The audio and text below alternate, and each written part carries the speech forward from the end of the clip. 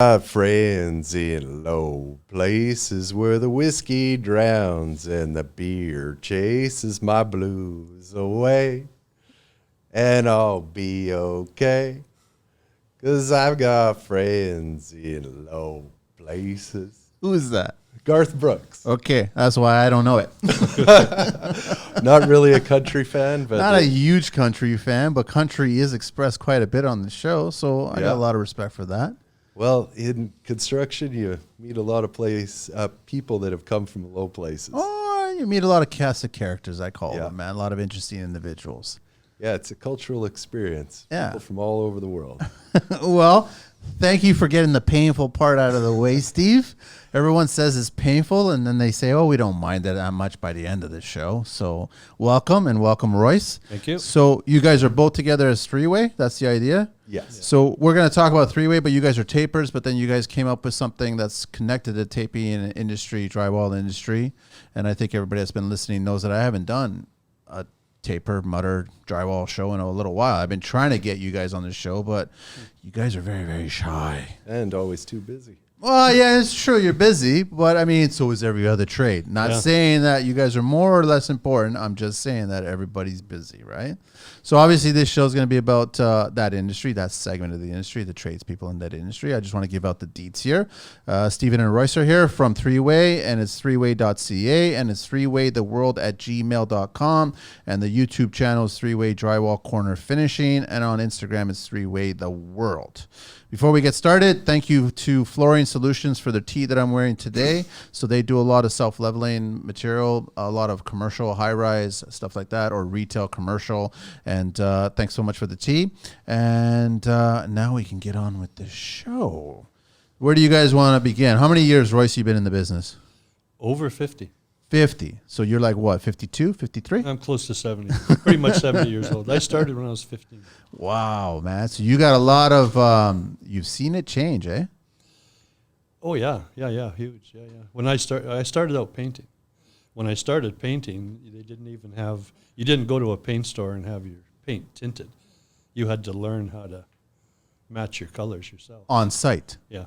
With what did you use for color? Well, you had several tubes, of different colors, and you'd have to look at the wall and go, there's a little bit Are of we this really and going that far back? Are we going to we going 50 some years ago? Are you one of the guys in those videos that all the young guys are sharing on IG hanging 2x4 sheets of drywall on the wall? Is that how far back we're going? They had just moved past that by the time I was taping. Wow. When I started taping, you couldn't buy the tools you buy now. They were all controlled by Ames. You could only rent them. Now there's Columbia and all kinds of. Yeah, there's all kinds. And I know you guys brought a box of goodies as well, so we can talk. And so how do you guys know each other? Well, Steve came on the scene when we needed, we built a software program together first to track. Okay. Yeah, I was sitting down one day and I went to one of my sons, I said, who's a brainiac computer guy, I said, I need a software program for me and my drywall friends can walk in a house, track it, and have some money at the end, right? And that's where the three-way came from. No, that's where we met. It Steve. eventually built to that. Yeah. When I came on board, I was really interested in computer programming and realized right away that construction was a bit of a Wild West routine. Still is. Not a lot of people tracking their receipts, hours, and with drywall finishing, once the drywall is all polished and painted, you don't know that on that wall there's 20 patches or how much time actually went into making a beautiful finished product. So tracking people's time, are they at the coffee shop or sleeping under some insulation, or are they getting the job done, and taking pictures of it, the invoicing, all of which that software kind of enveloped and made the whole process trackable, which is a huge part of construction. Bottom line, that's where you're going to succeed or fail if you're paying attention to all those numbers. I love it, man. Let's do this because we just make this stuff as we go along, right? I'd love to spend the first third of the show, the first act, so to speak, about your experience, Royce, and how the whole industry has changed to what it is today, and how you got in comparisons. I'd love to do the middle where we talk about three-way and what you guys came up with, and then talk about the future in the third act. Right? Is that totally cool with you guys? Excellent. So, I mean, I'm fascinated, and you look great, honestly, Royce. For 70, I wish I look as good as you at 70 when I get to that point in 20 years. 20 years, right? So it's changed quite a bit. And what's the number one thing that's changed that you see? Well, there's just all kinds of little things have changed. For one thing, there was no WSIB when I started. No, there was no such. What thing. was there anything if someone got hurt? No, nothing. No. Well, you know, walk it off. Yeah, but my leg's off, like walk it off. How am I supposed to walk it off? I know. Well, back then, back then there wasn't any of all those safety regulations, and it's old school stuff. I mean, I had to fix a few holes in the wall from my own head from missing something. You know, your boss bang your head in the wall, says fix that on your own time. Don't miss that next time. You know, so that was apprenticeship. Was the drywall denser back then than it was today? Yes, yeah. That's what I assume. It was full of asbestos. They are used to just sparkle, you know. Yeah. From the sunlight come through because it was in your mud. We used to finish sand with 80 grit sandpaper. Literally, and you'd get a nice finish because your mud's full of asbestos. So was the board. When you cut your board, it used to break sharp and nice. You never had bubbles coming out of your board. But it had from the asbestos though, and you guys are cutting and snapping, and nobody's wearing any kind of mask whatsoever. No. Wow. How far along did drywall keep asbestos in it? How far into? It was quite a while. It was, I don't remember the year that the big asbestos scare came out and everything started changing. Ames is still around, aren't they? Yes. Yeah. And they're still a huge player, right? They are. Okay, so it's just funny that 50 years ago they were renting everything to everybody. Well, they had monopoly, right? Yeah. So nobody else could manufacture, and they would only rent. You couldn't buy them. And back then it was like $100 a month. So that's 50 years ago. You imagine the money they were making with a million sets of it. Wow. They had it locked up on.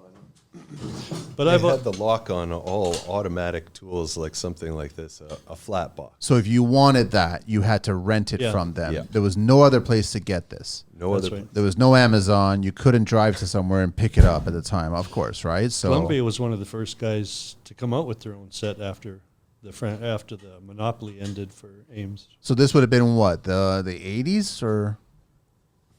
Yeah, probably. I'm Yeah. not great with dates. No, okay. That's a bit of shit. So that would have been all kinds of drywall. That would have been, I guess, all high rise, and then custom and subdivision. That would have been everything. Mm-hmm. Yeah, they controlled the tools. I just want everybody listening, because the majority of the audience that listens to the show are the younger generation, right? Younger than all of us here, right? I don't know, how old are you, Steve? 44. Yeah, a lot younger than all of us here, right? So it's like they have it so good, is what I'm trying to say. They have it so good today. Well, in a way, they do and they don't. I mean, we used to actually have to apprentice. You know, a guy goes now working with someone for 6 months. He's on his own. It's just, and then they just repeat what they've learned for 6 months for 10 years. And I've been taping for 20 years, but you still don't know how to fill a bead. You still don't know how to leave it full. You know, I can see every nail run in your wall. You know, but that's become standard. So one of the things that, you know, I seem to always be drawn to was higher end work. Always did really nice work, always ended up. It's like they say, you know, good labor is not paid for, it's exploited, you know. So I would always end up in the really fancy houses. You don't get paid more, they're more work, they're harder, but they want you there because you do the good job. Back in that day, were the more expensive houses or the projects doing level 5, or were they just still doing bead coat? That's another interesting thing. Level 5 never existed back then. But that's a UK thing. That's a European thing, that they would just plaster coat the whole wall. Yeah, the whole wall. That we actually started that around 20 years ago. So what happened to it? Well, what we did was we used to do a regular drywall job, and we used to do a lot of billionaires' homes.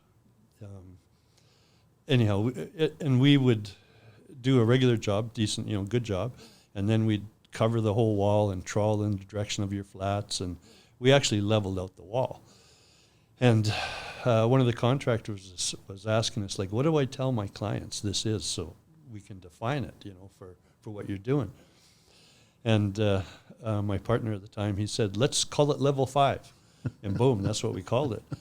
And I think because it was in that billionaire market, you know, that the word kind of got around about, oh, level 5, do you have level 5, you know? And it was kind of funny because the contractor said to us one time, yeah, I had these drywallers come in, asked them to bid the job and asked them what they charge for level 5. They didn't even know what it was. And I'm saying, what kind of drywall company doesn't even know what level 5 is? Get out of here. But the concept really didn't exist until we started that. And now it's literally international. So it was fun to watch that spread like a virus. Way before social media days. So what level 5 has become is kind of up to that taper. There is no real standard set down for what it is. When we were doing it, we still do it, but it was making sure you trowel in the direction of your flats both times, so you take out every slight variance, you know. There was a whole process to make sure that wall was level and smooth. Basically, people skim out the wall now and that's level 5. So. But that's not level 5. Not from what we were doing, from our standard, no. We'd take out derby trowels, any bead that was within 4 feet of another bead would be derbied flat, you know, and filled. And what length of derbies were you guys using back in the day? well, up to 8 feet. Wow. Yeah. And was it easily handled then Yeah. There's a skill. There's a skill attached to yeah. the whole derby thing, right? So it's just not a matter of that I own a derby. It doesn't matter I own 2, 4, 6, whatever, 8 foot. I have to have the skill attached to that derby. Yeah, like every tool. So, man, I got a world of questions, man. I know, Steve, it was great that you suggested bringing Royce on board, but I'm also fascinated that you can educate a lot of the current guys, because I think a lot of the trades that are in this industry now, they just buy all the fancy tools. Yeah, I think a tool can't replace the amount of time and skill and understanding all the different facets that go into it. Royce is a legend in the trade and has developed, as we were talking about, the level 5 finish. Yeah, I think it's better to hear anything about taping from a man with this much experience. I like to sit back and listen. No, which is great, but I don't want you to be a part of the conversation because I've got a world of questions to ask. But I think it's important, like anything, to understand where we came from, how it all started, and the purpose behind all of it.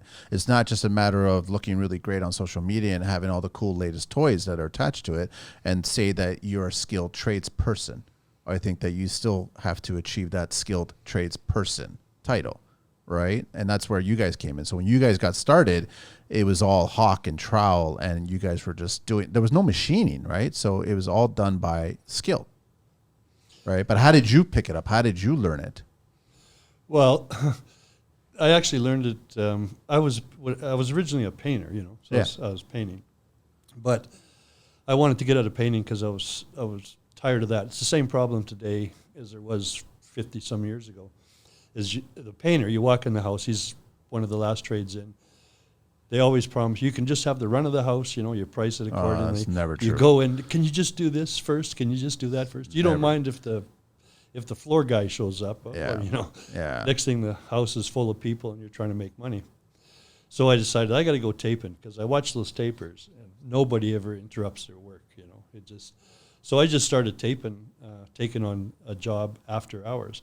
And the boom was so intense. This was back in Alberta. The boom was so intense, they'd hire anybody. You know, they just needed bodies. Yeah. So I went in and learned most of it myself by going and talking to other experienced guys. How do you run this tool? How do you run that tool? And then slowly learned what all those defects in the walls were from as a painter, you know, and how to get them right. So. But as a plasterer, as a mudder, you're only as good as the sheets that are hung and the walls that are framed.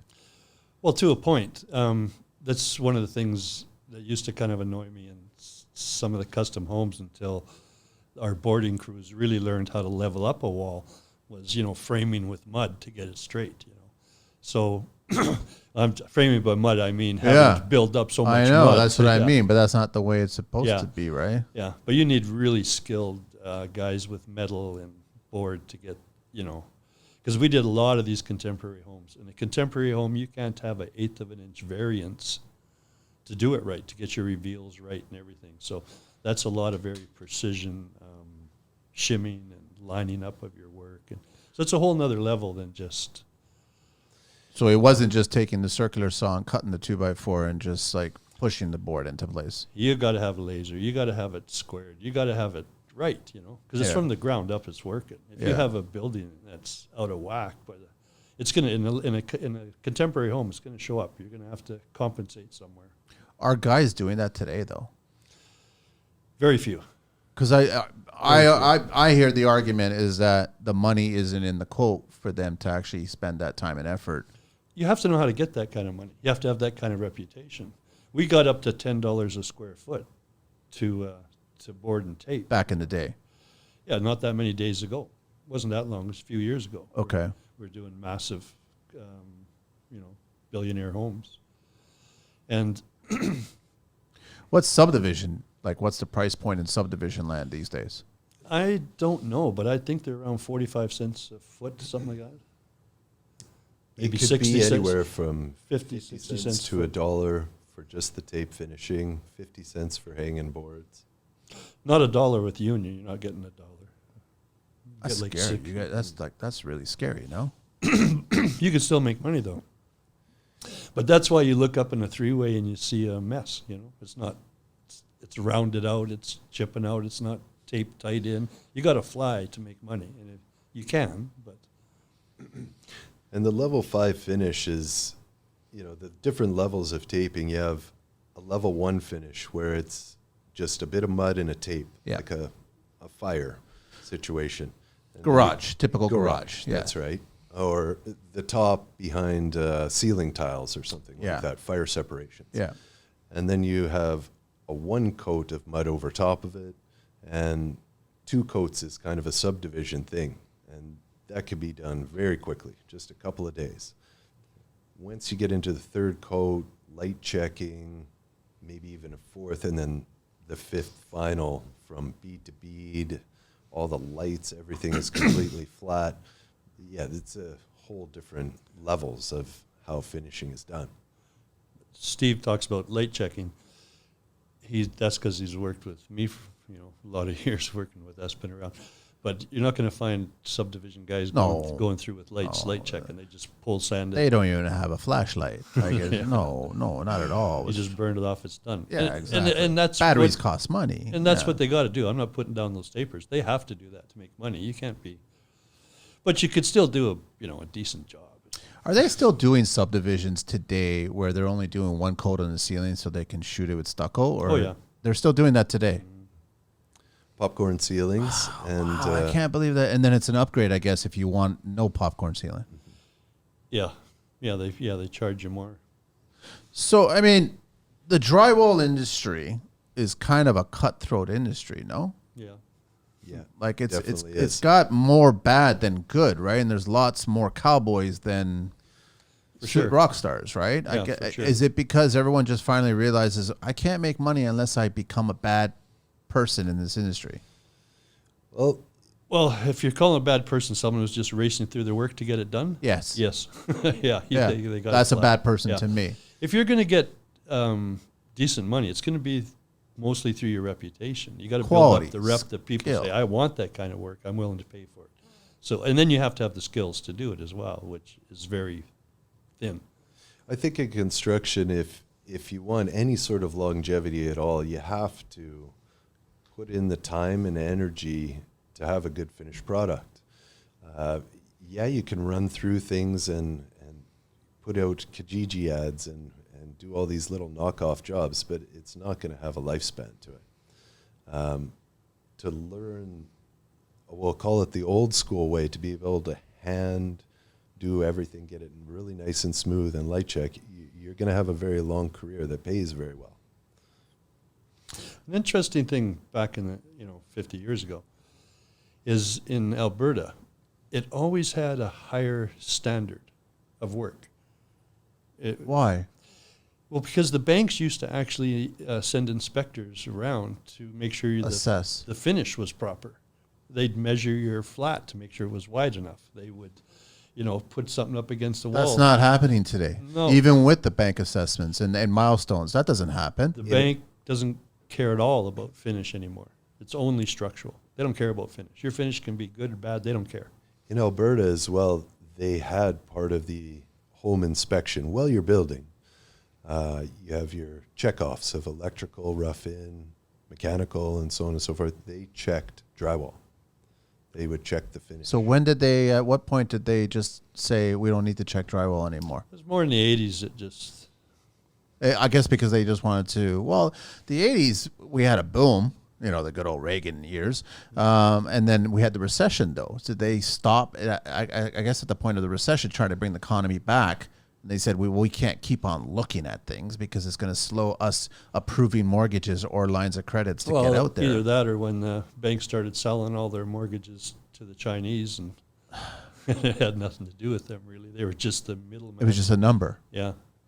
Now it was just a matter of putting together a bunch of mortgages and selling them off to the Chinese. So maybe it didn't seem like it was affecting people's health and safety, where somebody could get electrocuted. We better check out that electrical panel. yeah, you still have to now still do the right kind of plumbing and electrical. That's pretty. And you still got the inspection stages. Yeah. But there's a lot of inspections that don't happen that I still don't agree with. And I agree with you guys on drywall. The same way I agree with roofing is never inspected, which I disagree with. I mean, like you've got all of your money sunk right underneath this structure that if it's not done properly. Oh, the water is the most damaging thing that can happen to a building. If the roof isn't right, you've got rotten walls.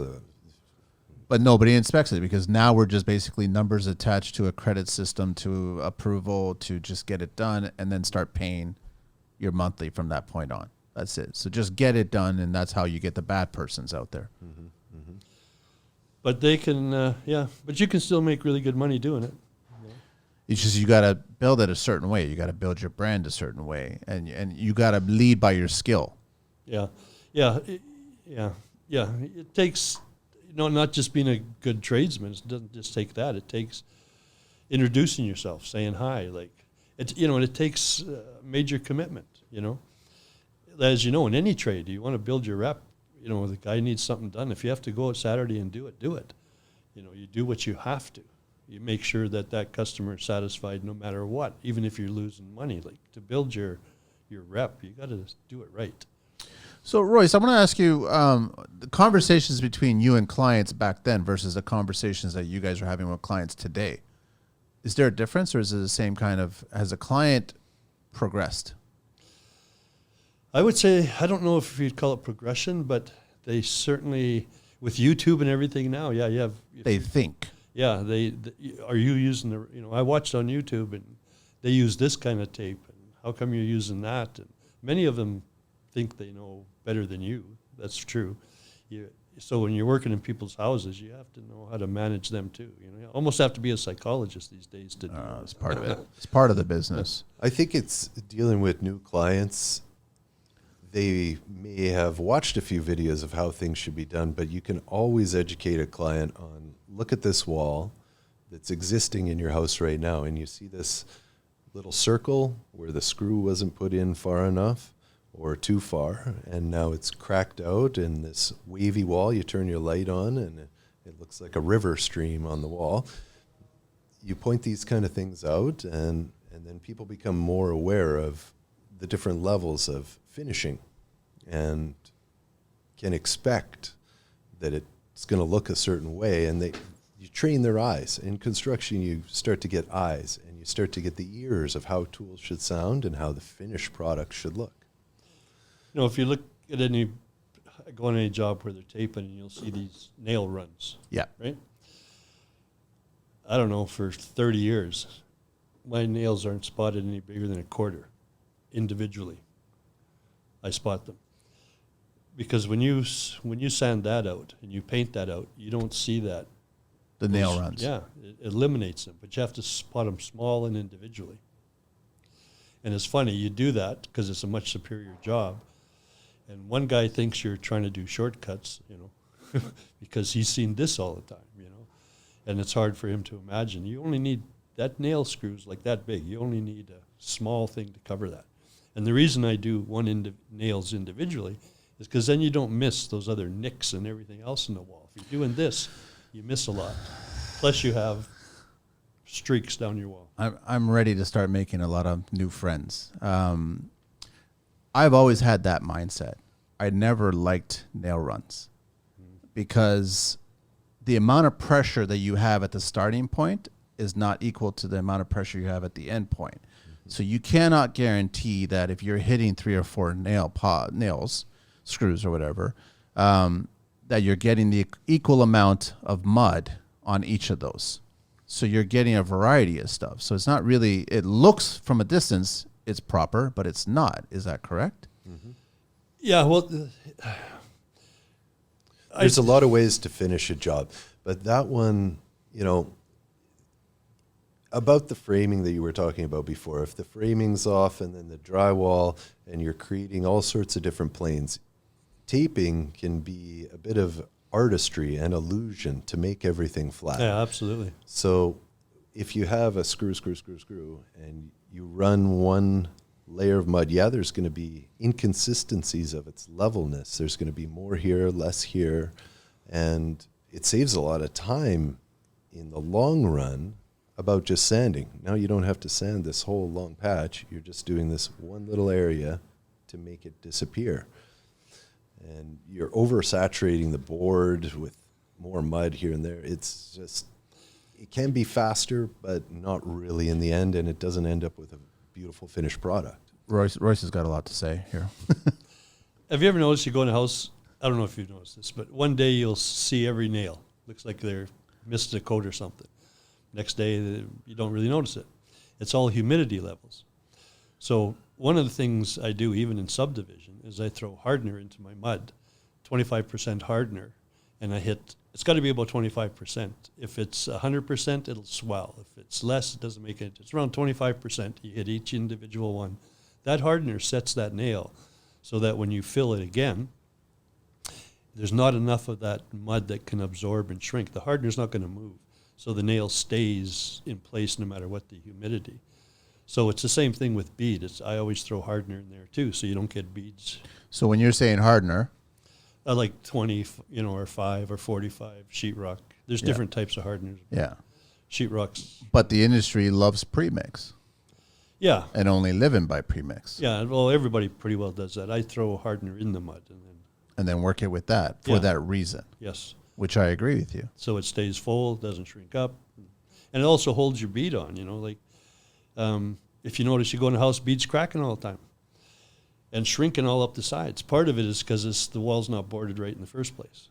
Because when you have like an inside arch, you board the inside first, and then you let the board overlap. So when that stud shrinks, it can't pull this back. Yes. And then when you use screws to screw it all off, it pulls those screws in, they're popping.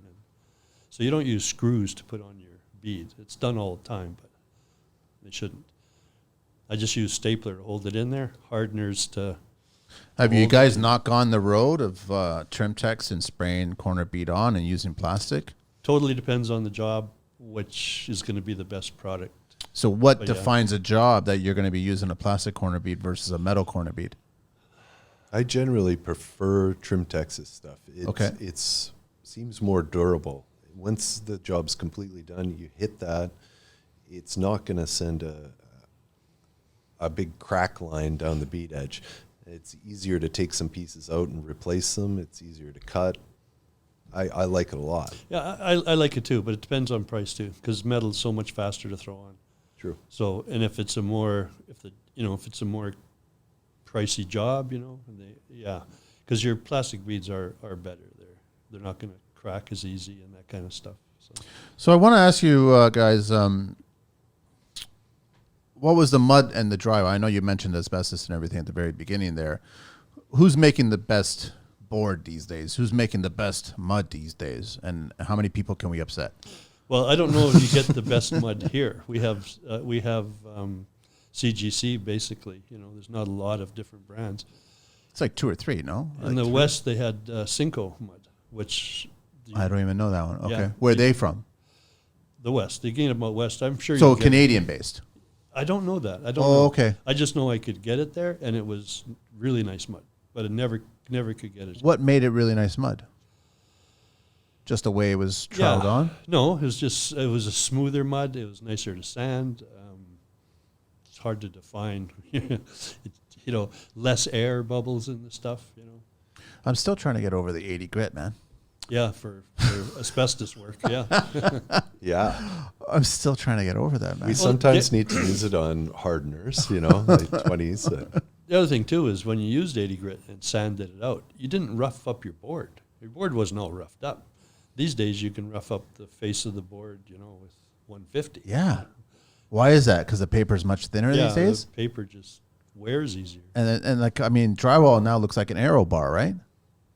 Yeah, it's full of flaws and there's all kinds of holes, and it's just bubbles. They say they do it for what? For light, right? They want it to be lighter. No, I don't. I've never heard that. You can get like light board deliberately that way. Or the air pockets and stuff in the boards, I think it's from recycling and it's flawed. You got it job all done. You roll it a wall, and then you get a bubble on your wall. You cut it out, and it's an air bubble in the board. All right, let me do a little history here, guys. It's all drywall related. I'm loving all this. Everybody's got to pay attention. Threeway.ca, threewaytheworld@gmail.com. YouTube channel is Three-Way Drywall Corner Finishing. Three-Way The World is on Instagram, and we're going to we just got started in our 24-hour drywall event that we're going to be talking about drywall for the next 24 hours. All right, guys? All right. History, drywall. The modern day drywall, what was it before that? Lath and plaster. No, I guess after that, but before modern day drywall. Sacket board. You ever work with any of that? I guess that would have been those boards with 2 foot by 4. Talking about 2 foot strips? Yeah, I think that's what it is, right? So invented by Augustine Sacket in 1894. Huh. So that would have been right after lath and plaster, right? So it was a core panel of gypsum plaster sandwiched between 2 thick sheets of paper. So thick sheets of paper. Intended to be soft enough to allow nails to puncture it, but rigid enough to not collapse. It revolutionized the process of finishing a home, replacing the wet plaster method and reducing install time from days or weeks to a single day. Over the years, it has been improved, and now $3 billion is spent on drywall yearly in America alone. $3 billion just on drywall. That's massive, eh? So this is a massive industry, and everybody thinks they're the best. Oh, yeah, don't they? I'm still like, okay, I'm not diminishing, and I'll never do this. I've always said that every trade is as equal as everybody else. I don't care what you say. Every trade is equal. On my job sites, every trade is equal. But for some other reason, the drywallers think they are gods. Like, they think that the house is not a home unless the drywall's done. Right? It's a big visual impact. Yes, it is, right? But there's a lot of other components that go attached or part of or not part of or whatever. But I just find that when it comes to drywall, the trade, there is a lot of guys on the mountain. Everybody's girls on the mountain. Yeah, everyone's, yeah. I think because taping is different than any other trade in that it pretty much is an art. Like it takes you 4-year apprenticeship, you can now do it properly, but you're going to improve. You've got a long ways to go. It's kind of like the martial arts. You get up to your black belt, but you got a lot of dans to go. So taping really takes a person about 4 years, just about anybody, to get really, really good at it. How long does it take the person today to take? It takes 6 months. They're out taping. And there's a lot of stuff. But they wouldn't pass your standards, right? Or are they passing your standards after 6 months? I still have guys that I work with, and I'm not trying to brag, but every guy that comes to me, I have to work with them quite a bit to get them to where we need them. And they're coming to you already thinking that they're high on the mountain. If they're tapers, yeah, and it's threatening to them too, to be told like this has to be better. This like just like with your screws, if your screw has broken that paper, that screw has to come out. You can't fill that, and just because it looked okay. I'm glad you said that. It is going to show up. It is going to pop, So I can't take my hammer and just hammer it. And every time you bang that board with a hammer, you're busting up the board behind it. It's going to swell out. Yeah. You got to use screws. Nails shouldn't use them anymore. Board can't even take it anymore. You bang that. As soon as you bang that board, you crumple. But that was a different board back then when they were using ring shank nails, right? Yes. Yeah. So it's different. Yes. Material changes, and now you got to use screws. Absolutely. But guys are setting them too quick or maybe moving too fast. The screws, nobody's caring. To make money, it's boom, boom, boom, boom. Their screw gun. You got to replace your screw gun every 6 months. The gears are already wobbling a little. As soon as they start not just straight in and out, you're breaking that up, and it's just not going to hold as well. Who replaces their screw gun every 6 months? So, Nobody. No. So as the screws, as soon as you break that paper, even if it's just on the edge, you're going to get it's going to show up down the road. Maybe it takes a year, but it'll show up. So how do you not break the paper? Make sure your screw gun's set right. Make sure your board's tight against the stud, especially exterior walls. Press on the board, and because that vapor barrier and insulation can be holding it out a bit, so there's still room. You've screwed it off, looks good, but it can still move. You got to make sure it's tight. It's a feel and a sound, and you start to realize what you're looking for.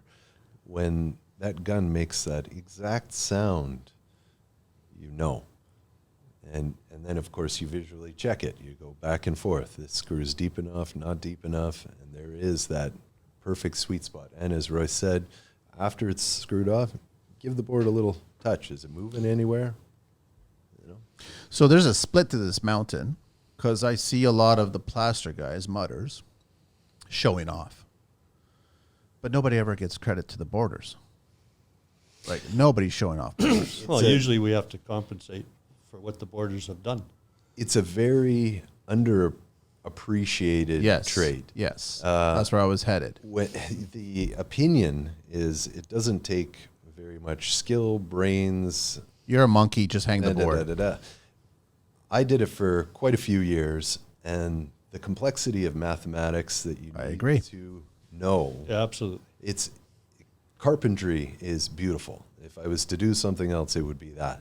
But they share so many parallels. You got to figure out not only these different angles and stuff like that when you go on to the next step, which is taping. If you put 20 butt joints in a room when you could have had 4, nobody wants to hold on to a 12-foot long sheet. Yeah.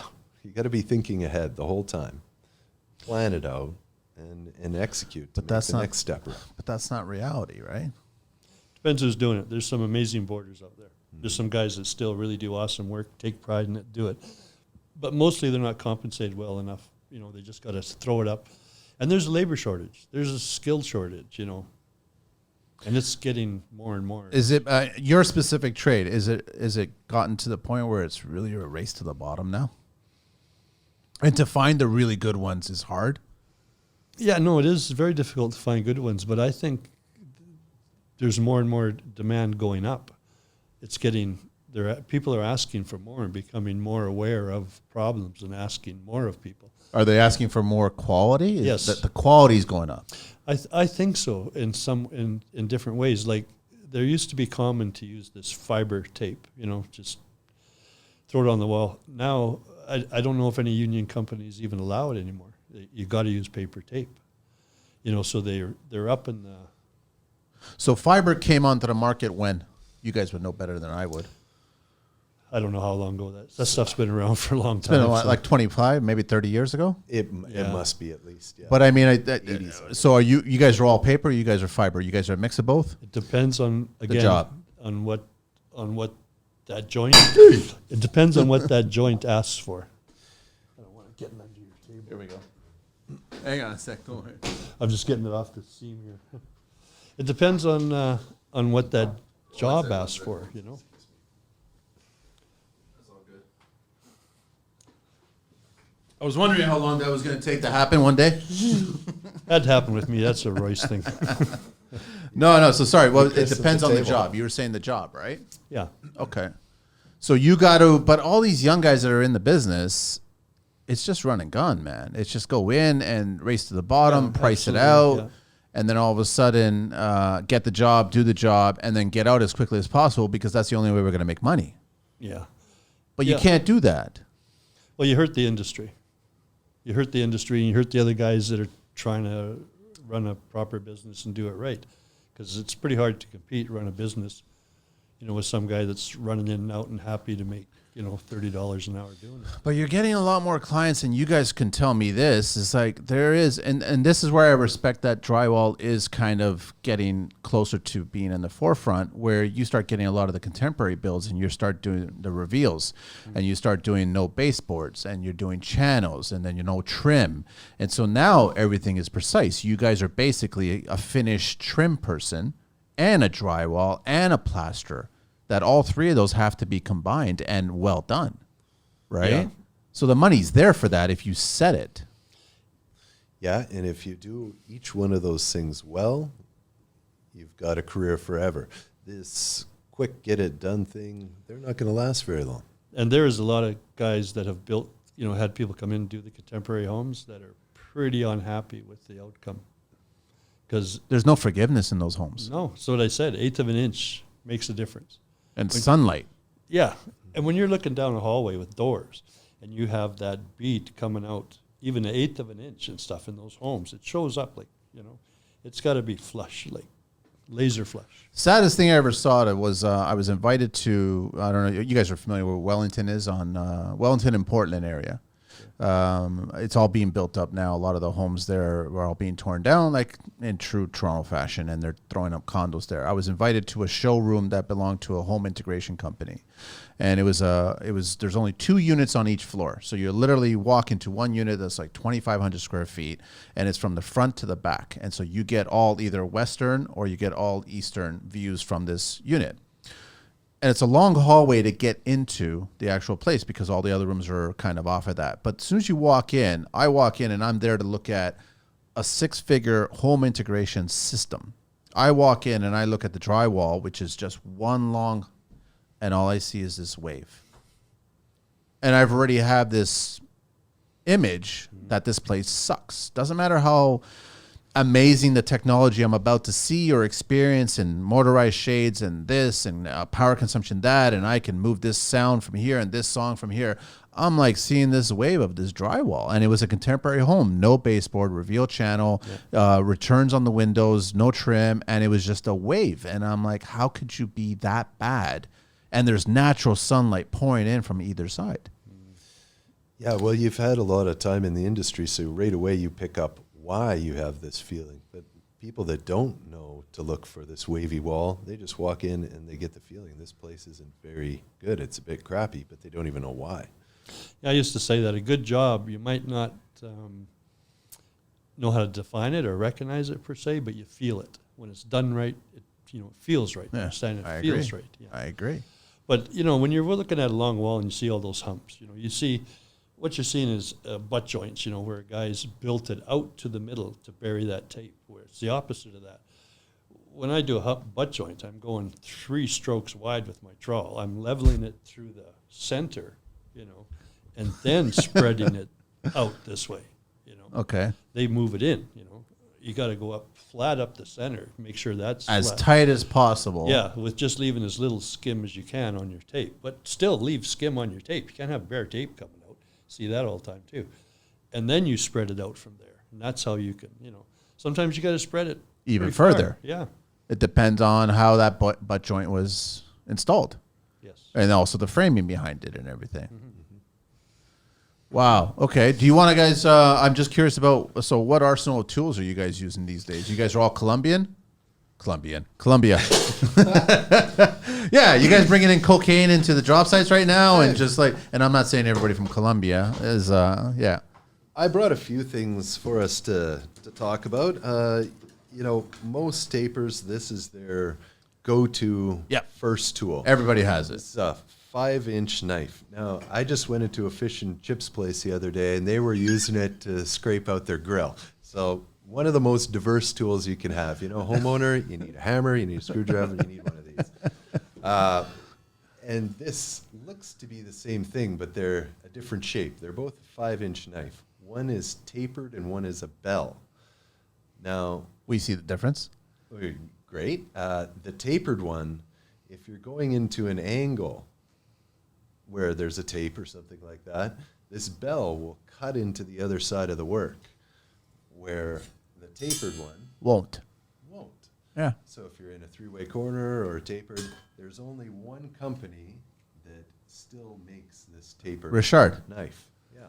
That's it. Everybody else is doing that bell. There's tons of companies that are coming onto the market right now, putting out knives. They're all bell, 6-inch, So 4-inch. why? I don't manufacture knives. Aren't Maybe they we like should paying get attention into to it. the industry and understand? I think I see more of the younger guys with these. And I think they prefer them because it helps them when they're coating out something, because this is, if you're using this one, you have to know exactly how to tip it right to keep that angle clean, or else you're leaving it build up on the other side, So, but if you want to get both, you need this to work with, right? You guys are going to make a lot of friends, by the way. Eh? I'm just saying, man. Everybody's very passionate in the drywall mudding world, man. Yeah. I think what you mentioned before, if we all just learn from each other and drop a little bit of the ego, be humble. Yes. It is artistry. It can be a very hard job, but I think there might be some ego because you're filling other people's mistakes, where the electrician has cut a hole that you have to patch, or there's patches here and there, and you're disguising the mistakes of the job. And the painter can be blamed for these blemishes in the walls, but who's really behind it is the taper. Good taper makes a good painter. Mm-hmm. It's kind of sad, but it's true. Like it's almost like you guys are blamed for stuff that you had no control over. Absolutely none whatsoever, right?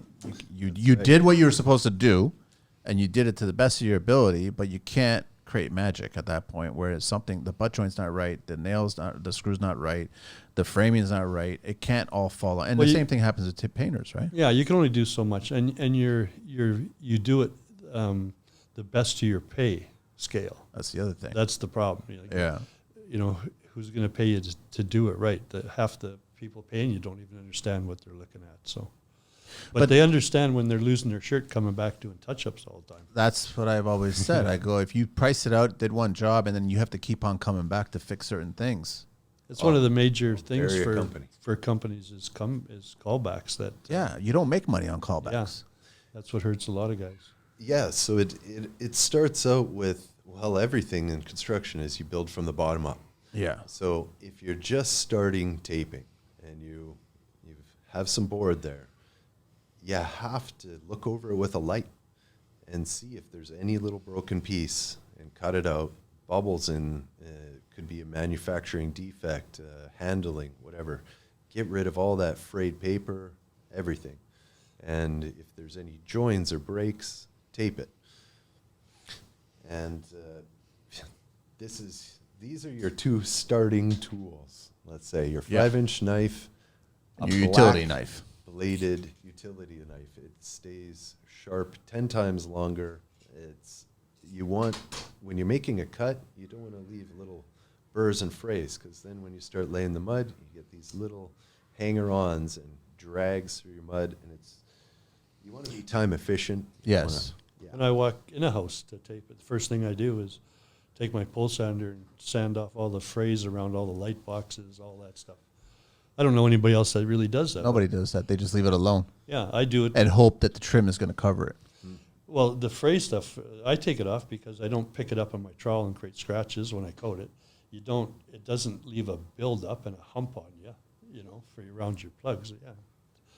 And it only takes me 15 minutes to go through a place and do it. And I don't know how much time it saves me not having hitchhikers running through my mud when I go over a plug, That's not thinking ahead, because now if you're going around that plug with a trowel, you're making 2 strokes instead of 10. So you call them hitchhikers? Yeah. Klingons. Or Klingons, yeah. That kind of makes sense. Okay, so then, but I mean, in the corner, isn't everybody using a corner pole? Glad you asked about that. Yeah. These guys are a Canadian company, Can-Am, and this is for more like your do-it-yourselfer kit. But a pro could still use this. They make metal tools of the same way. Those are plastic? These are plastic. Okay. Guaranteed for life. Guaranteed for life. How's that make sense? Got an easy attachment to put onto a broom handle here. And you put on this, and this is an angle wiper for your tape, angle flusher. So this is a very inexpensive thing. Can you just hold that up so we can see it on the camera? That's great. So you guys use these, or? I have definitely used them. Okay. Especially because everybody's getting a own Columbia home. one that's metal, and it's. There's Columbia ones. Can-Am does rollers and flushers and handles, and they're the best. Everybody uses them. There's a whole bunch of different companies making heads to fill angles and stuff like that. If you're just starting out, you have a little project in your own house, closet. This makes sense. Go ahead. And what we were talking about, the hanger-oners and stuff like that, if you have a metal head like this, it's $100, $200. Yeah, easily. And you don't know if there's maybe a screw head or something like that, and you run your blade along there, broken. It's done. So It's toast. you should have one of these in your kit as a... Do you guys shed a little tear when the laborer comes along and takes a knife without asking and starts to scrape the floor with it, or do you just good way to bury make him? friends. You just bury him, right? He lives in the concrete. I haven't seen him in days. I don't know where he's at. I have no idea. Yeah, so if you have funny angles that this isn't working for, and to sculpt something out by hand, maybe it's way too high skill level. You want to try to use something like this. This is no coat. Yep.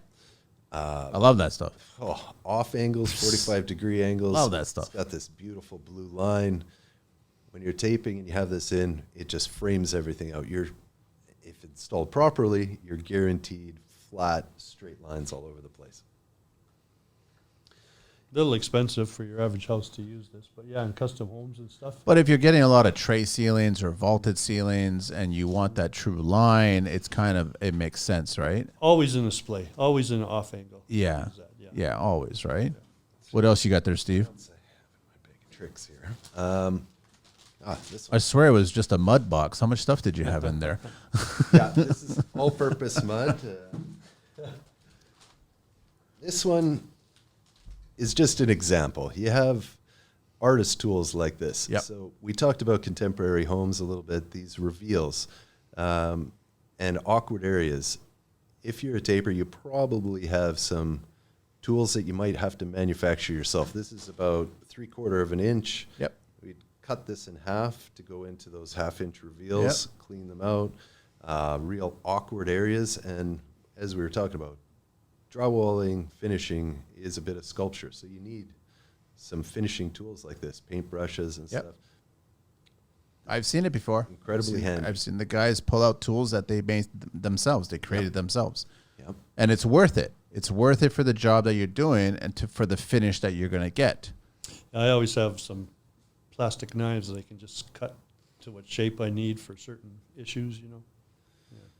Yeah, you have knives that a few companies are starting to make them that are cut like this. Yes, I've seen that. Richard's got one of those. Yes. Yeah. Yes. And that's for your off-angle ceilings or just staircases, for Yeah, example. yeah. That's a definite you need one of those. There's no way you're getting this into that fine pointed area. So Royce, when you got started, there was no boxes. Yeah, there was Ames. So the Ames had, and you could rent that, and it was. So how many different boxes were you using? You're starting at what width? We used to use 3. We used to have a 7-inch, 7-inch, a 10-inch, and 12-inch. And 12 was the max, right? And then 12, you can get that finish that you were always looking for. Because Yeah. at that time, it made more sense to rent instead of just to do hand Well, trowel. you had no choice. You had But to. even when you rent them, even today, how good a job you get out of this? Hang on, go on the mic. Go on the mic. Sorry. Yeah. How good a job you get with this box, same thing 50 years ago as today, is how well you take care of this tool. This tool has to be cleaned right out. And all these little nicks in your blade, they have to be cleaned right out because that blade is meant to flex a bit.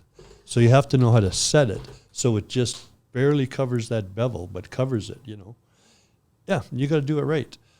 You still can hump the hell out of your flats without knowing how to do that right, or still have it hollow. And that's So- the worst nightmare for a taper is the Yeah. humping, right? I don't see a lot of people knowing how to maintain their tools that well. They don't. Yeah. You got to clean everything, check its mechanical function. See, but that's the other argument that I've heard is that a lot of guys will not throw in the hardener or use a fast mix mud because they have to work and they have to clean that quicker, sooner, more. And then they don't want to do that. They can just soak that in water if it's regular premix, right? Yeah, running hardeners through your pumps and boxes, that can be a pain. The hardeners mostly are, you know, you need it for your bead for sure. Yeah. You know, you should have it in coating your beads to It helps bond them in there, keeps them from shrinking, helps with the cracking, Are you guys a fan of the fiber use, or what is it? I think it has its place for sure. Okay. You have fiber tape. It can still occasionally be used. Paper tape, fantastic, but fiber fuse. What's this? What do you mean this? You can get it this wide. Fiber Oh, no, fuse. I have a roll of it. I know. Yes. I love it. Yeah, I love that stuff. Yeah. Yeah. It's just, that's not asbestos, is it? No, it's fiberglass. Close. It kind of feels like I was impressed. I had a small job, and we had a concrete block wall from an exposed basement, and we wanted to keep things very tight, so we didn't want to fur it out. So then we had to mud it, and so he was using the 3 foot wide roll, and then he was doing it different layers over and over, and it turned out like it was old school plaster. Yeah, It was beautiful. it's the most amazing thing for fixing plaster cracks. You get A bunch of spider cracks everywhere. Instead of gouging all those cracks and then having to do one crack at a time, you just put this whole thing over the whole thing. put all your mud on first, then put that on, and make sure you wipe it right through. It's a great product, man. Yeah, it is. Yeah. I use it. thinner I like than the the tape rest. too. I use the tape. Sorry? It's thinner than the rest too. So when you're taping, you're trying to bury that tape. Yes. If the tape's not there, you're going to have a crack for sure. That's a Band-Aid essentially. Is Yeah. what tape is. There'll always be a crack behind that. That fiber fuse, it's, what would you say, half the thickness of a tape? It's nice for patches because it lays so much tighter to your wall. I like it. Do you guys like those patches that they sell at the big box stores for the homeowners, the DIYers? I can't imagine a professional using them. Oh, it kind of makes sense, doesn't it? It would. I don't even know why. I don't understand why they use them. I get it. I because get it. The skill to do certain things, if somebody doesn't know how to do something as a trade, My logic is hire a trade. yeah. That's my stupid, ignorant logic. Hire a trade to fix it. I don't know. But, I mean, yeah, we eliminate a little bit of OBC talk, and then I want to get into talking about a lot about the three-way, guys. OBC drywall screws. Screws must be at least what length? What's the minimum? From the edge of the board. Well, it's going to depend on the width of the board you're using, whether it's 5 inch, True. half inch. I think this is going off of a half inch. So what's the minimum distance away from the edge of the board a screw should be put? Minimum. Or sorry, at least. You mean the length of the screw you should No, use? the distance from the edge of the board. Where should that screw be placed? Well, you're going to screw off when you're screwing off a board, you should screw it off enough that the tape covers in the joint, covers that. It drives me crazy if boarders are screwing off 2 inches above the bevel and stuff. Just put it in there where the tape covers real nice. Then, depending whether it's top or bottom, 3 on top, 3 on the bottom, every 16 feet where you have your studs, every 16 inches. You have your studs. Royce, you should be rewriting the OBC, man. It's 3/8 is what they're saying. 3/8 from the edge of any board is like at least where the screws should be put. Okay. That's it, right? Second point is screw heads must not puncture the paper. Mm-hmm. But in today's day, the paper is thinner. Well, they often puncture. You can do it without puncturing it for sure. But There should be no excuse for puncturing that paper. If you do puncture it, you should take it out and move it up and put another one in. And so then you're filling in that damaged, punctured hole. But then the taper fills the hole. And the tapers, when they fill that hole, often they just go over it. Yeah. So for that hole never to show up, even then, you need to pull the broken fluff out around it, stick the mud in, press it in, and then coat it again. And coat it, and then it won't show up. But if you just go right over it, it'll still show up. Does Richard still have a 5-inch taping knife with a Phillips screw head on the back end, on the butt end? There's a few companies that do. Okay. Yeah. I'm just wondering. I thought if they still did that. For single layer sealing applications, the screws must not be more than 300 mil or 11 3/4 from each other on sealing supports. Sounds right. Sounds right. Screws are not required where all wall sheets supporting ceiling sheets. Screws are not required where wall sheets support ceiling sheets. What does that mean? don't know. You should screw off all your board, though. Yeah. Yeah, Board pretty should be much. Yeah, screwed. for single layer wall applications, if wall supports are more than 406 mil, which is 16 inches from each other, screws cannot be spaced more than 300 mil, which is 11 3/4 from each other, which is basically what we just said there. If wall supports are less than 406 mil, 16 inch from each other, screws cannot be more than 15 3/4 from each other. So I guess if you're going 16 on center versus 12 on center, you cannot go greater than that 16 on center or 15 3/4, which is the center of 16. That's where it goes. All right. So at the start of the show, it totally hit me that three-way meant the corner, inside corner of three surfaces. You got it. As much. That's my skill level on drywall and plastering. So let's talk about three-way. Yeah, sounds great. Let's talk about it. All right. I love all the show and tell. I love it. Totally. Everyone wants to start watching the show instead of listening to the show because most Yes, people listen. what kind of got this started? What kind of got it started was I had a nephew that was on the job. He just seemed incapable of doing anything. I wanted him Yeah. to be able to do something. So so I thought about if he could start putting in three-ways, it would help speed the whole process up. So we started figuring out, I started, folding on the kitchen table paper, trying to figure out how I could create something that would create that angle. So this wasn't exactly the first product, but this is how it's ended up. And this here three-way, it's got the 2 layers of paper. This helps you with your corner if you have broken out board and stuff. Yeah. You don't have to worry about pre-filling it. This will support it, like no coat.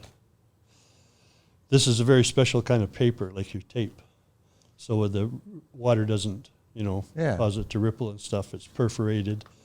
This was an important part we found, to cut these edges so it would fit in. The reason for the flap is because no three-way is perfectly square and it adjusts. Flexibility. Takes me 45 seconds to install one of these. Put this in, press it in, wipe it in, it's done. You guys have patented this, right? Like, Yes. Yes. Okay, all right. Because I'm just like, this is a good idea. It seems. This is like a really good idea. Thanks, Manny. No, that's a really good idea, Uh, man. It seems a bit weird for a piece of paper to be patentable, but it is an educate. Okay, look, you're a project manager. You know so many things about building. You're an absolute genius, and you speak a whole different language. You talking about me? Yes. Okay, I'll take it. Sure. And to get a patent, we're construction workers. It's tough. It's a different wheelhouse. It's I know. Completely different thing. Learned so much about that, and it seems like a weird thing to have a patent on a piece of paper, but it's how it folds together, how it bevels down, the type of paper used. It took a really long time for us to be able to figure out how is this going to be used for a professional or somebody that's never even taped before. A lot of the beauty of this to me is you think about it is the journeyman that has to do it your three-way. Apprentice can't do it a three-way. That's where they succeed and fail. The journeyman. It's Yeah. a great. No, it's the ultimate test. Yes. It's a the great quick test. It's a the great hardest way part to of a house is your three-way. Sorry, go ahead. I'm telling you, I'm just saying that's a good fucking product, man. That's a smart product. As far as going into a place and seeing how good a drywall finish is, you can go right into that three-way corner and see, did they care about the job? Are those angles nice and sharp? Is it sculpted, built out? Did they light check? You can tell all of that about the quality of your finisher. Yes. When you run a stopwatch too and how long everything takes, this is 25% of your labor inside of a house for a taper, How many corners are there in a typical house? around 50. I knew you guys would have the answer. And if you take the journeyman, you can set your apprentice free. That's a now. week's worth of work. It takes you, it takes some time. Between smoking, peeing, Yeah. social media, and three-way. Sorry. An apprentice costs you money for 6 months usually. It takes him 3 months just to learn how to properly spot a screw, if he's taught properly. So you can take him within a few weeks of getting some knife control and have him starting to put in your three-ways. You save time throwing your tape. because you don't have to go right into the corner and butt it all in properly, which is what takes the time. Yeah. So now you throw your tape faster, you roll it faster, flush. Everything's faster. You throw this 3-way and get your apprentice to run around, throw it in the 3-way. He skims this edge. How long have you guys been working on this? Well, Royce said he came up with it with his apprentice many years ago, right? About how long ago? I don't know, 4, 5, 6, 7, 10 years ago. All right, so we Time met up. flies. We met up. I was doing administration for a building company and realized that it was a bit unsatisfying. I wanted to get my hands dirty, build stuff. I've always built stuff. I was a concrete finisher when I was 15 and bridge building, love building stuff. And trying to sculpt out a 3-way corner with the tapes overlapping, wrinkling up, and cutting into your other work and stuff, it is so frustrating, so time-consuming, so hard to learn. And when Roy showed me this, said, try this out, and right away you could get a perfect corner, I'm like, this is amazing. We need to bring this to people that are already doing it and struggling with it, or people that have never even done it before that want to have a great finished product. It was Steve that decided we need to get this to market. So is it market now? So from the beginning to get a patent, and how do you bring an idea to the market? You had to learn all this. So we're builders, so we don't know. Yeah. And we really appreciate coming here to try to share it with people because, I didn't even know that you guys were going to do this. I had no idea you guys were going to do this, but I would still say, yeah, for sure, I would have talked about this, no problem at all, because I agree with you. That just helps the industry. Mm-hmm. We have partners. And Steve's he knows. He's a computer guy, a marketing guy. He's a business guy. He knows all that.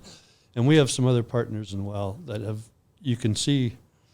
It's just like the software program we developed. It's an amazing software program for tracking work. The only thing we were short a few $1 million to market it.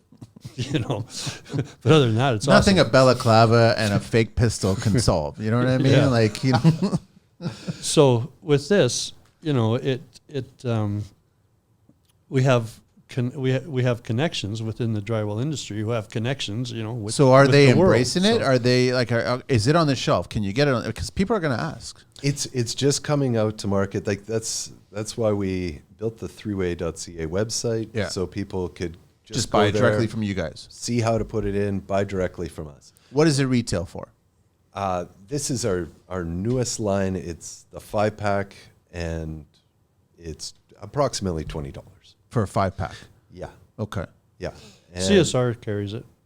yeah, Amazon. It's sold in a few stores, and we're just getting it out there to market. How was CSR? Were they were same way as I am right now, where like you guys have basically just reinvented the wheel? There's nothing else like it on the market. We brought a few things here like this to automate your joints on flats and ceilings and stuff like that. And you have tools for angles, but there's no specialty tool for that hardest high-level skill area, most common, the 3-way corner. So there is no other product like it, no tool that specially does that area. So it's original. Have you guys used social media to get it out there, or slowly doing that? Learning how to do it, but I don't want to spend all my time on a phone. Because you're still working. We have Instagram. We're on Facebook. Yeah. We're on YouTube. Yeah. What were you going to say, Royce? You were going to say something? I've been working a lot on YouTube just to teach people parts that are missing in quality of drywall finishing. Royce is sharing a lot of his knowledge on there of how to put on stilts properly so you're not going to hurt yourself, sprain your ankle and stuff like that. More efficient ways to do things, sharpening your tools, cleaning your tools, all just educational stuff. And we're trying to, save people time, get a better finished product. I don't think that the professionals are going to be the biggest market. It's the painter who fixes things up. It's the guy trying to do it himself. It's the carpenter who does some drywall repairs. Most of the professionals, they are much harder to sell, honestly, because they're They're set in their ways. Yeah, and they're like, I can do I that. hate that. I don't like that. I can do that faster than any of that, all that stuff, right? No, that's rubbish, man. Like I'm looking at that right now, and to actually run a bead on 3 different angles to a point takes longer than to put that in. Oh, yeah. And I haven't even installed one of those. Yeah. I'm just looking at the principles behind that, and that's faster. Yeah, to get something better. To get and better. To get something this sharp would take 3 or 4 coats, Yeah. because you have a bevel on each side. Yeah. You got to deal with all that. No, and then here you're just skimming this edge twice, and you're sanding it. So you're not going in there like there's every stage you're saving time. Like I say, it takes me 45 seconds to install. To do one. Yeah. And you're doing 2 passes or 3 passes? 2. 2 passes. Yeah. When I throw it in, I load the edge, and then when you pull your angles again, you load it again. But it's not like when you're coming to do a 3-way made out of tape where you're standing there. I've seen grown men stand there with tears in their eyes, so frustrated trying to do 3-ways. So. Should shoot those videos and post them on social media. Yeah, I'd pay to watch them. yeah. When you don't have to mud all the way inside. No, I know, man. I've been there. I've done Just that. do this part, the sanding, the light check. You're saving. So time what's on every here? little Throw part. me one. I want to see one. Well, we brought these for you, Manny. And I'm not doing any plastering right now. Do a bathroom rental or something like that. So what's the like? Is there a different type of material on the edging? Yeah. So the Oh, I got it now. Okay, now I totally see it. the back of it is That's so reinforced, smart, man. just like no coat, which we love. That's It's a so beautiful smart. product. The finish on this is just like drywall paper. So you just want to bury the edge a little bit. It's paint ready, that inside. You know, you guys are gonna have to hang the knife now, eh? No way. Never. This is gonna sell, man. This is gonna sell. Yeah, I don't know if If you're I've using quit- no coat, though, you don't run your tapes all the way into the corner. This can sit on top of the tapes, just like that. Yeah. And if you're using a no coat, you would usually put these into a corner like this. Anyway, you're cutting that way anyway. Yeah. You're cutting it like this, and then you might need a tape here where this joint is. This, if you're going to use it with a no coat, it fits Brilliant, man. perfectly flush together like that. So Royce, it only took 45 years, eh? This is honestly, it's brilliant, man. It was inspired by a useless nephew. Thank goodness for the generation. eh? I don't know what to say. I mean, I wish all the best, honestly. And I'll let everyone's going to hear this, and let's see what they say. So have you spoken to other drywall guys? I guess any other drywall mutters? The outfit I work with now, Mr. Skimcoat, all I basically do is popcorn ceiling removal now. Yeah. I have less trouble. I don't run my own company anymore. I just work with that, and I use these inside of those homes. Another thing about these, which is kind of a side thing about it. But every time you use these, whether it's a homeowner or a contractor, they're like, "Oh my God, that's awesome! Oh, that's beautiful! That looks so good!" Like it's everybody reacts to it when they see it because they've never seen it before. Everybody's impressed when they see those in their corners. So it's good for your rep. So Royce, are you good at origami or anything like that? Like, is that where it all came? Like, were you? I'm just curious about. Did you just grab a piece of paper and started messing around with it or something? Yeah. I worked with it a bit because before I was just trying so hard to figure out how do I get this like to overlap, because without this piece here, then you just have your own crack. Right? Yes. So it took a bit. We figured it out in the afternoon of what I was going to do, and then I used to buy paper and sit down with a cutting machine and cut them all out myself while I'm watching TV, and then. I certainly hope the industry embraces this, because I think the industry does need this, because then it actually starts to add to what we just started talking about on this whole show. It's just going to give them the pride back into the passion and the industry and be proud of the corners now. Well, it's your level 5 corner now, isn't it? Yeah, that's exactly what it is. You've created a level 5. So, like, listen, you started at level 5 in the corner, make the whole job level 5. Yeah. This is brilliant, man. Honestly, guys, this is great. Well, a bit of a skilled labor shortage and people coming into the trades. And as Royce said, some people get crying in the corner of how hard it is to do. Because I folded it right away. Don't forget to That put makes mud it on easy. this edge. Yeah, I know. We don't have any mud here. You guys didn't bring it in there, okay? And we're not going to mix mud in here. But I mean, it makes so much sense, man. Yeah, there's some tapers that love it. They're loyal to it and buying it. You know. But then you got some tapers that just, I don't want to do it. Most guys' first round is, I'm good enough, I'm fast enough. You know, it's hard for them to see. it's okay, though. We talked about contractors, whatever their margin may be. Let's say it's 10, 20, 30%. As soon as you start getting a call back because you have a crack in the corner or it's not sculpted well enough, you're not getting that with this. Have you guys Keep your tested margin. the hell out of it? Oh, yeah. So I'm assuming that it's been put into old homes, new homes, brand new wet green homes. To develop it to where it is now, we've tested probably, not exaggerating, 2,000 different compositions of paper that don't wrinkle up under moisture, for example. moisture, yeah. Tearing, et cetera. That was hard to figure out because the paper that they use in tape, they have that market locked down. You can't even get that paper. It's like counterfeiting money, huh? Yeah, Exactly. Yeah. Try to get a hold of the money. No, you can't. I know a guy, though. Don't worry. Awesome. we We'll had talk after. we had to figure that out and come up with our own paper. Composition that Yeah. has the different tensile strength, moisture absorption. And it doesn't crack. No, On all the testing that you guys have done, Yeah. it doesn't So crack. when you have 3 tapes overlapped into a corner, It's impossible to crack. maybe one's a bit short, traditional way I'm talking about. There's not enough mud behind this or that. This is all one piece, not 3 pieces. As you know, from framing and sheathing, as soon as you're not all on the same plane, Yeah. that's where you're going to have movement, cracks and stuff like this. This is one piece. It's rigid. You're not going to have a crack here. No, it's impossible. How could you? Yeah. I'm impressed.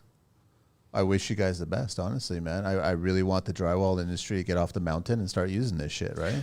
Well, look, we in construction are very busy. We could be 12-hour days, 4-hour commutes, 18-hour days, and it's hard on your body. So we were trying to figure out, everybody wants to do a side hustle. We don't want to be Instagram influencers and take an easy way out about anything.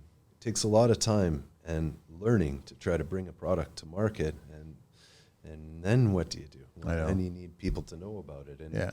it's a whole nother realm and job, and we're really starting to figure a few things out. Is America embracing it? We're just entering that market. We've had sales all over the world, because of the website, of course, and yeah, it's picking up more and more and more. yeah, they're going. We're going through a few thousand of these a month, so it started. And you guys are manufacturing it here? We're doing some here, some offshore. Okay. Yep. Oh, it's cool, man.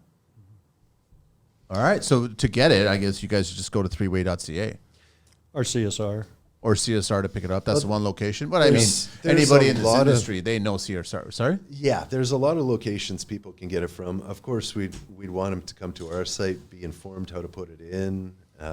There is a bit of a learning curve. It's just like riding a bike. Come on. It seems easier. Well, When you put it in, I'm getting better and better. But So how do you recommend, Royce? every time I go to a job, I get better. Use a 6-inch knife so you have your full width Got it. already there. Got 5 it. inches is what we usually carry. Grab a 6-inch for this, and make your base nice.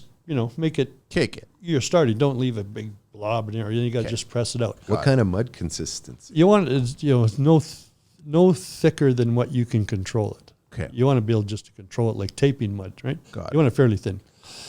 You throw it in there, press this in, make sure your mud's on here. Make sure you give this a rub down. You just with the back of your knife, I quickly rub this. I rub this edge here, not on the paper itself, right on this edge, right?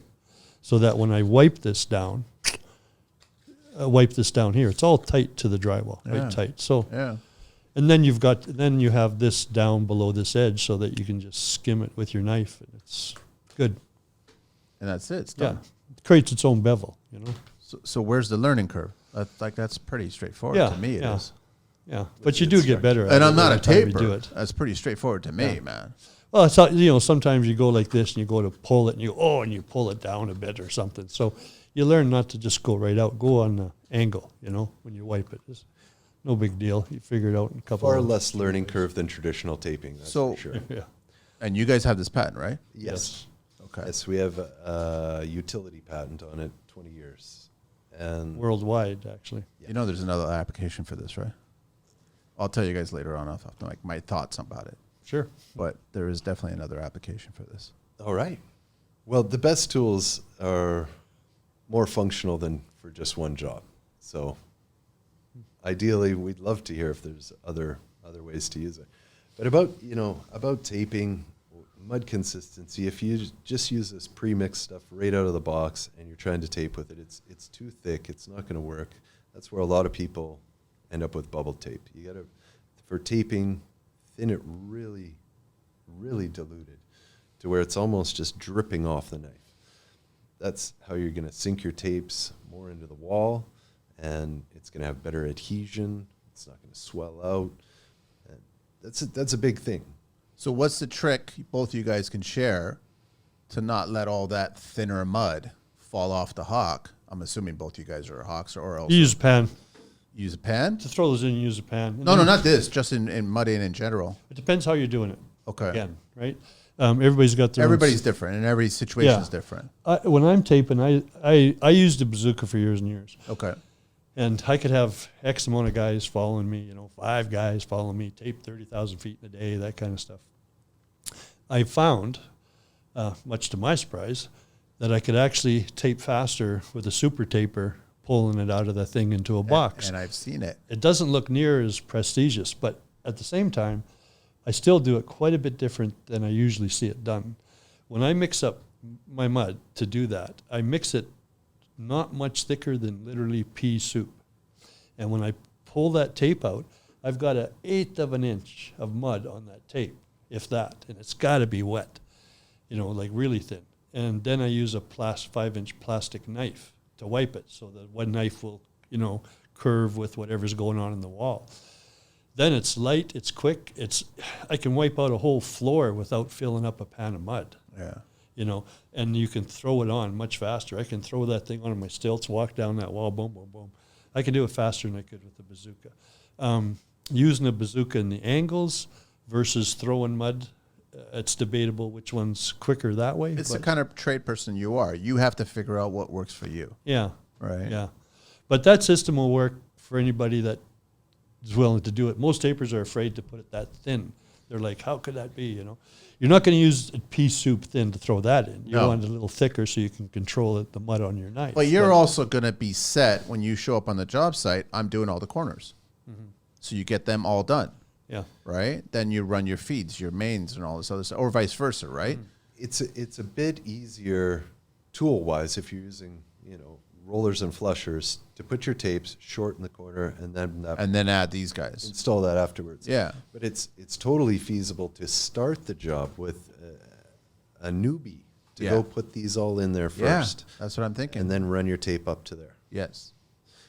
A little bit of precision, not like the complexity of the 3 overlapped, but absolutely the hardest part out of the way first. Royce did that for a while. Or even vice versa. You could put the beads on first and then put the corners in afterwards, right? And work it from there. You But can the do whole it point either is that way. you get into your groove. You have your mud that you use for your beads, and then you have your mud that you use for your 3-way, which is brilliant, man.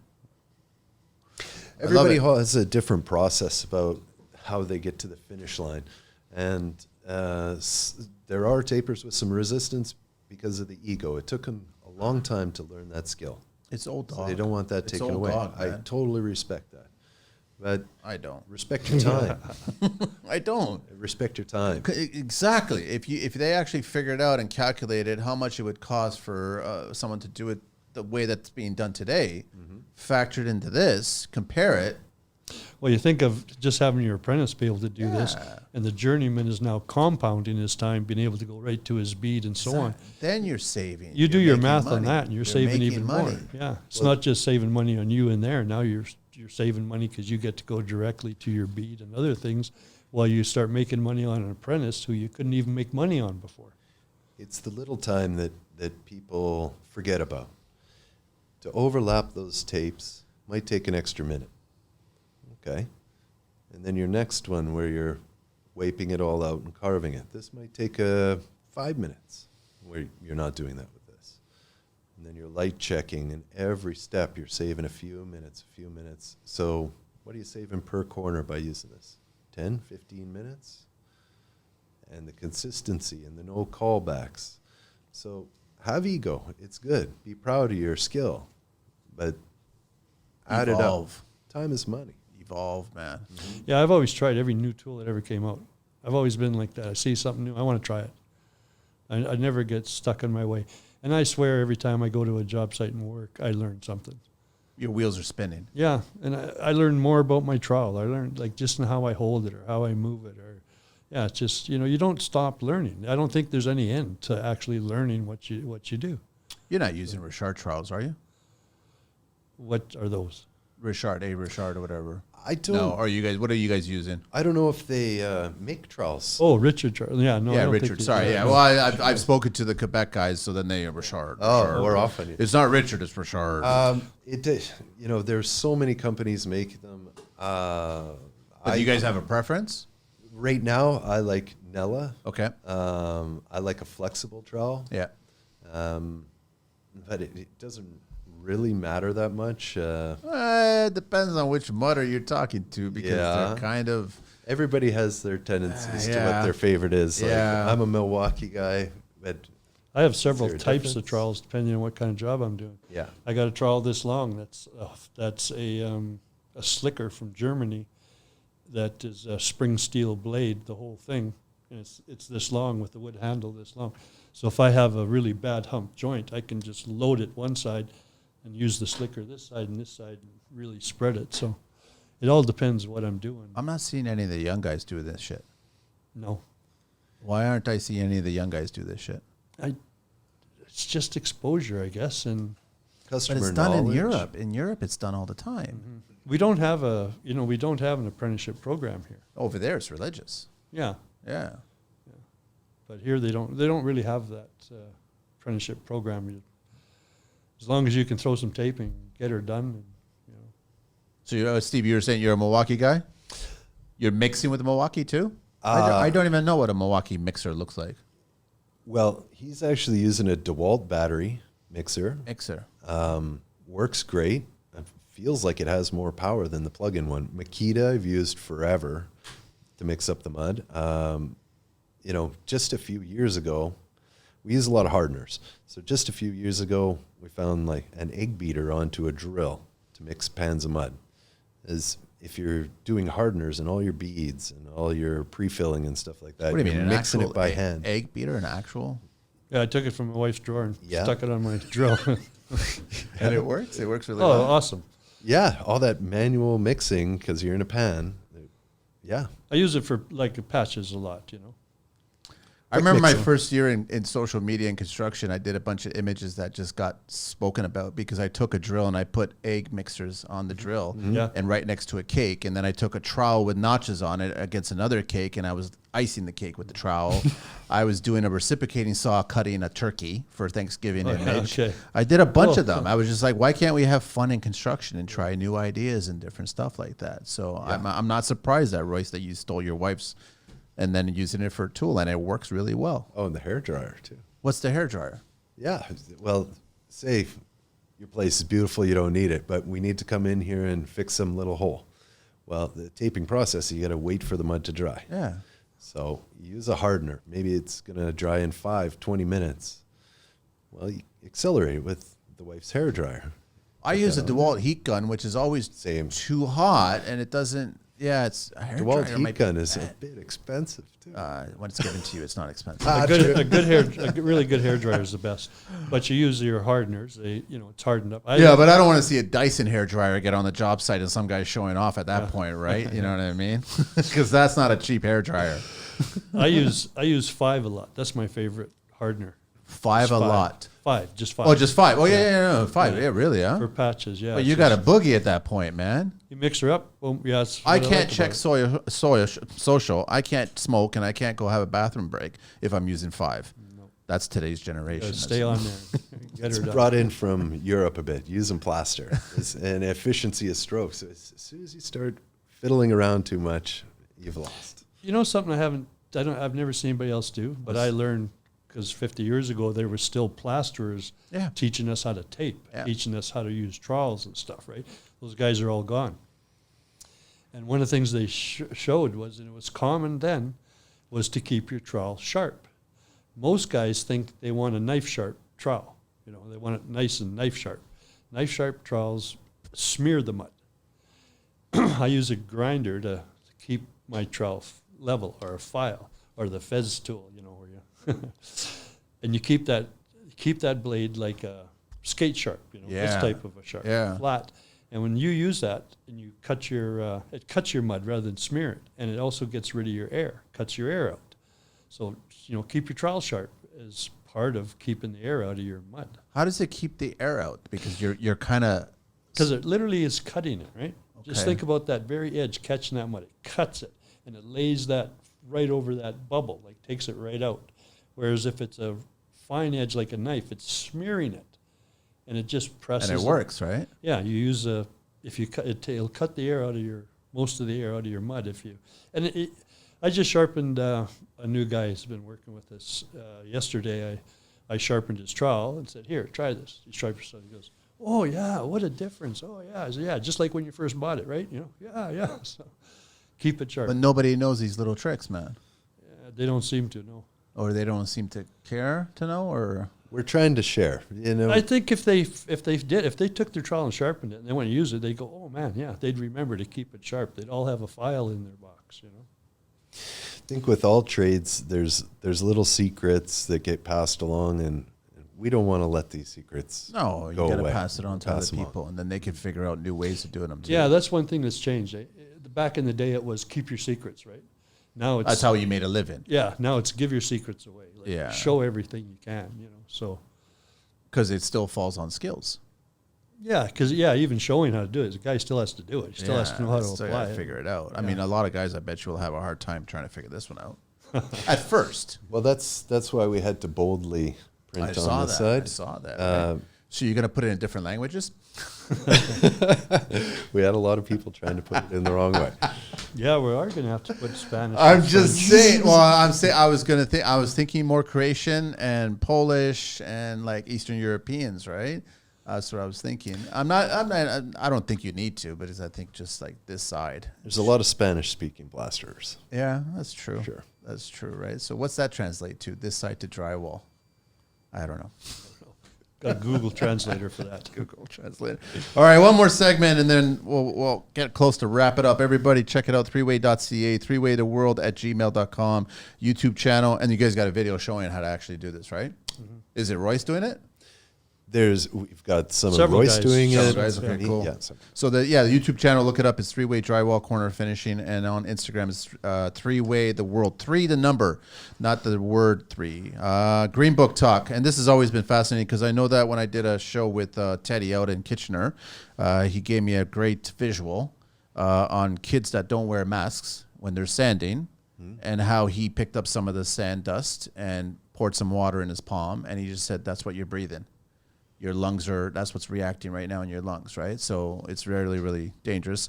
Sanding, mixing of powder plaster and cutting of plaster board can create dust, which can become airborne and thus can be breathed in. We all know that. Inhaling of dust can cause irritation to respiratory system, which over long periods of time can lead to occupational asthma and chronic obstructive pulmonary. Like, we all know these things, right? Are the kids getting better? Or are they getting stupid still? I think most young guys are wearing masks. I think the The guys who are less likely are my age, or the older guys. Yeah, and I agree with you. So we all know that some plaster mixes contain silica. Old buildings may contain asbestos, both of which, if inhaled, can cause extreme serious health conditions later on in life. More than 500 construction workers in the UK die from inhaling silica dust and asbestos. It's linked roughly to 5,000 deaths per year. Wow. That's in the UK. So working outdoors and using hand tools can reduce the risk. However, it does not remove the risk.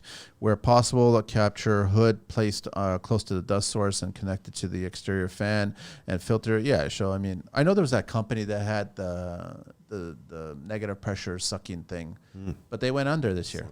That's too bad. Buildex or something. I can't remember that red thing, and so it had the filter, and they went under. So they basically stopped productions. They went. A lot of bankrupt. guys are starting to sand with the Fez tool. So Which is very helpful, HEPA, and it cleans it, right? Does a lot. There's still particles in There's the still air. particles in the air. It's a funny thing about that you feel young usually in construction and you're invincible. Well, a little bit of dust isn't going to hurt you, but it's compounds. A little bit of dust today, a little bit of dust tomorrow. It does hurt you, right? So it's just, yeah, and we talk about the vacuums, right? So it's. I want all these kids to understand that you're not supermen. Not everybody's supermen. well, I'm an example of that Yeah. because I have COPD. Directly related to the industry for the last 50 years. Who knows for sure? But yeah, I quit smoking 20 years ago. Smoking causes it. Sucking drywall dust your whole life causes it. But some of the new medications are pretty awesome too. Because at one point when I discovered I had it, I was down, scary down in my lung capacity. And now with the new medications, you know, I take a shot every morning. I'm up to 98%. Wow. Yeah, crazy, eh? So what exactly is it doing? It's just clearing the airway? It's I don't know what it's doing other than keeping you breathing well. And I talked to the doctor. I went to COP class, everything. And they said, as long as you're using that medication properly, you will not die from COPD. It doesn't have to get worse, but you got to treat it properly. But it used to be a death sentence. Yes, it did. It was a scary death sentence. Yeah. And a very painful one towards the end. Yeah, and it's probably it's still a death sentence for people that can't get the medication. That's for sure. Yeah. Yeah. And it's just, I think they just think that concrete, and there's a lot of exposure on concrete and silica dust and grinding and those trades, but they don't realize that this is just as, if not more dangerous. Back in the day, I used to spray lacquers without masks. Oh. You know, yeah. And smoke. Yeah, smoking, yeah, burning exhaust through your What are you body. doing? Yeah, smoking what? cigarettes. My last cig. Don't worry, I don't got another pack. Oh, tomorrow. No, I know. All right, guys, you ready for the 12 questions? Sure. Yes. It's like you feel nervous. I'm a bit nervous. Why? It's not a test. There's no right or Tests wrong. make me nervous. No, it's not a test. It's just questions Get out. about your opinion of this industry, basically. Don't worry, we're making friends on this show. What is your favorite construction word, gentlemen? Completion. Yeah, they get done for the day. Least favorite construction word?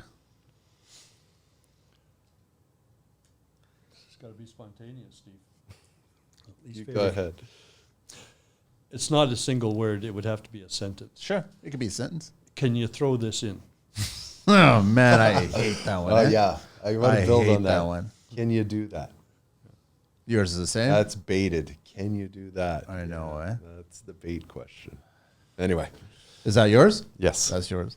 What turns you on in construction, gentlemen? When I'm done a job and it's awesome and the client is going, I can't believe it. I can't believe what you did. Yeah. Meeting other trades and seeing the amazing ways they can get their product finished.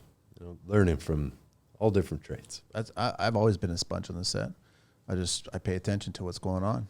I can't do all of it, but I just pay attention, man. What turns you off in construction?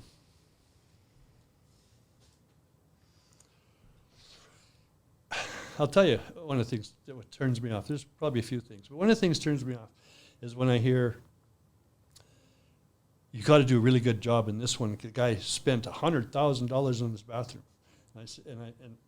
And I'll say it too. I say, whoa, so the guy who's only spent a couple of grand, I don't have to worry there?